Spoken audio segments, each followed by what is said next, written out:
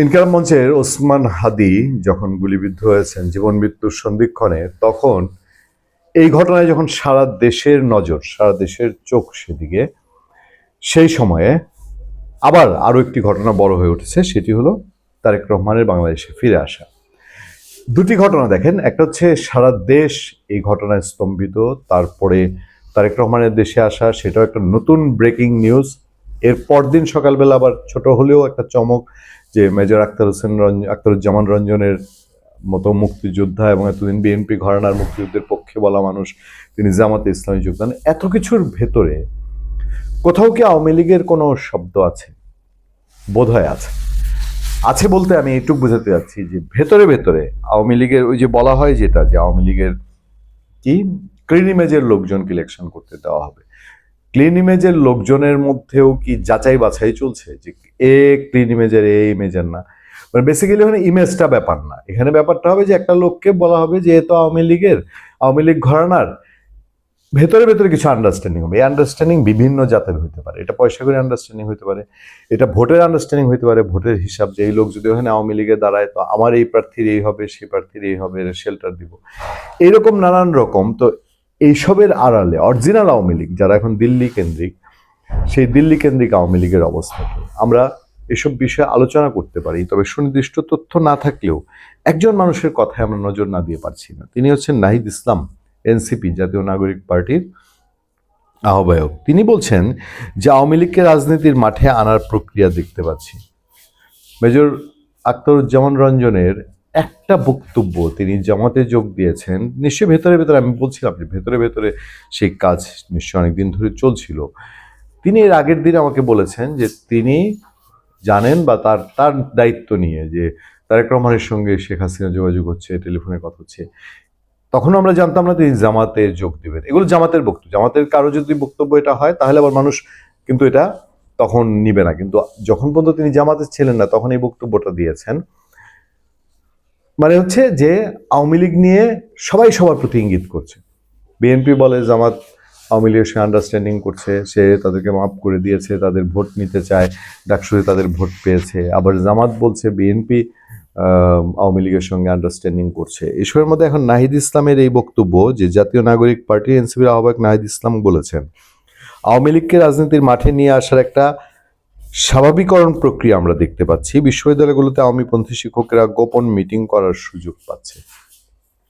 খুব আজব এই দেশ। কোটপাড়ায় জয় বাংলা স্লোগান হচ্ছে, টকশোতে আওয়ামীপন্থী বুদ্ধিজীবীরা আসছেন, ভোটের মাঠে দেখছি জাতীয় পার্টিকে প্রস্তুত করা হচ্ছে। এই যে একটা সম্মিলন আমরা দেখতে পাচ্ছি, এটা একটা পরিকল্পিত আয়োজন আওয়ামী লীগকে রাজনীতির মাঠে পুনর্বাসিত করার। আচ্ছা, আওয়ামী লীগকে পুনর্বাসিত করার কোনো প্রয়োজন আছে? আওয়ামী লীগ ধরেন শেখ হাসিনার আওয়ামী লীগ তো না, এই আওয়ামী লীগ তো বাংলাদেশ অভ্যুদয়ের সাথে আওয়ামী লীগ বঙ্গবন্ধু শেখ মুজিবুর রহমানের আওয়ামী লীগ, তাই না? সেটা এখন যে অবস্থায় পড়েছে, এই অবস্থা কতদিন থাকবে নাহিদ ইসলাম নিজেও হয়তো সন্দিহান।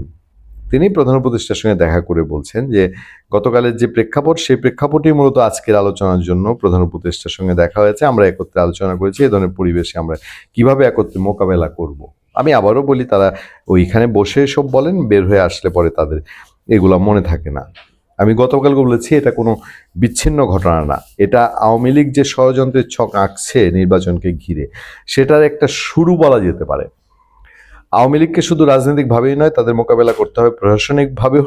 হয়তো কিন্তু প্রশাসনিকভাবেই মোকাবেলা করছে, বরঞ্চ রাজনৈতিকভাবে তো মোকাবেলা করে নাই। রাজনৈতিকভাবে মোকাবেলা করলে সমস্যা তো এত দূর আসতো না। কিন্তু একইভাবে বুদ্ধিবৃত্তিকভাবে আওয়ামী লীগকে যারা রাজনীতির মাঠে আনার চেষ্টা করছে, এটার বিরুদ্ধে আমাদের সকল দলকে তৎপর হতে হবে।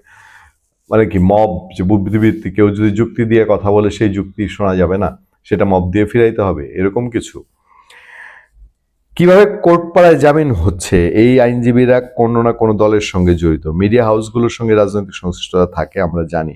তো সব এনসিপি হয়ে যাক, সব এনসিপি হয়ে যাক নাকি? তখন বলবে যে এবার দেশ ভালো, এবার সবাই ভালো। সব যদি এনসিপির সমর্থক হয়ে যায় তাহলে ভালো। মিডিয়া পাড়ায়, কোর্ট পাড়ায় সব এনসিপির সমর্থক হয়ে যাক। মানে এই প্রশ্ন উঠতে পারে না যে ওখানে এই দলের সেই দলের আছে, ভাবি সব দলের লোক থাকবে, এটাই তো স্বাভাবিক। আপনারা কি সব একতরফা করে ফেলতে চান? আচ্ছা, দিল্লিতে বসে আওয়ামী লীগ সব পরিকল্পনা করছে, অভিযোগ তুলে নাহিদ আরো বলেন ভারত সরকারের প্রত্যক্ষ বা পরোক্ষ মদত ছাড়া আওয়ামী লীগ এই ধরনের পরিকল্পনা করতে পারে না। এ ধরনের জঙ্গি তৎপরতা তারা করেছে, ফলে অবশ্যই ভারত সরকারকে আমাদের এখনো যারা ভারতীয় দূতাবাসে আছে তাদের অ্যাকাউন্টেবল, জবাবদিহি করতে হবে। সরকারের পক্ষ থেকে তাদের ডেকে বলতে হবে একজন মৃত্যুদণ্ডপ্রাপ্ত হত্যাকারীকে ভারত সরকার আশ্রয় দিয়ে এরই মধ্যে একটা নৈতিক অপরাধ করেছে, এখন তারা বাংলাদেশকে অস্থিতিশীল করার জন্য আওয়ামী লীগকে সহায়তা করছে। তো দেখুক, দেখে বলুক, তারপর ভারতের বক্তব্য শুনি। আর এই অকাট্য দলিলগুলা যদি আমরা দেখতে পাই, তাহলে তো আমরা কেন যাবো? আমাদের দেশের মধ্যে ভারতে এইসব কাণ্ড করবে, এই দিনে দুপুরে রাজপথে একজন রাজনীতির সৈনিক তারে এরকম একদম নিশানা করে গুলি করে ফেলবে, ভারতের এই আচরণ কি বাংলাদেশের সাধারণ মানুষ এলাও করবে? তো আমরাও তো সে প্রমাণগুলো দেখতে চাই, যে শুধু রাজনৈতিক বয়ানের জন্য, রাজনৈতিক বক্তব্য দেওয়ার জন্য মিডিয়ার সামনে দাঁড়িয়ে নাহিদ ইসলাম এটা না বলে অকাট্য দালিলিক যেই জায়গাগুলো, তাদের সাথে তো সরকারের ভালো সম্পর্ক, তারা সেগুলো জানাক।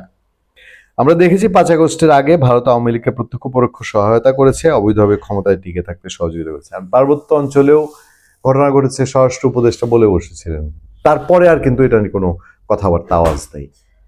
তো এখন নাহিদ ইসলামের বক্তব্য কি সেদিকে? ভারত আর আওয়ামী লীগ, ভারত আর আওয়ামী লীগ তো হলে তাদের অপরাধীদেরকে ধরেন না, আপনাদেরকে সেই দায়িত্ব দেওয়া হয়েছে, দেশের মানুষ খুশি হবে।